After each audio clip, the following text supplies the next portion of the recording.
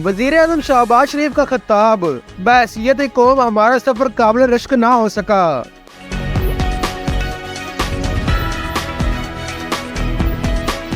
وزیر اعظم محمد شہباز شریف نے کہا کہ 77 سال کے دوران بحیثیت قوم ہمارا سفر قابل رشک نہ ہو سکا۔ اسلام آباد میں یوم آزادی کی خصوصی تقریب سے خطاب کرتے ہوئے وزیر اعظم شہباز شریف کا کہنا تھا کہ آج کا یوم آزادی سب کو مبارک ہو۔ آج ارشد ندیم نے سونے کا تمغہ جیت کر پورے ملک کا سر فخر سے بلند کیا۔ ارشد ندیم قوم کے ہیرو ہیں۔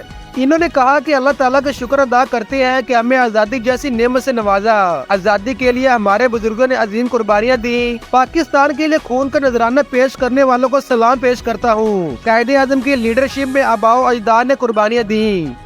شہباز شریف کا کہنا تھا کہ ہندوستان اور سامراج سے آزاد ہو کر پاکستان اسلامی فلاحی مملکت بنا۔ 73 سال کے دوران بحیثیت قوم ہمارا سفر قابل رشک نہ ہو سکا۔ معیشت سمیت دیگر شعبوں میں بدترین زوال آتا رہا۔ ہم مچکولے کھاتے رہے۔ مہنگائی، بے روزگاری سے پریشان عوام کا پورا خیال ہے۔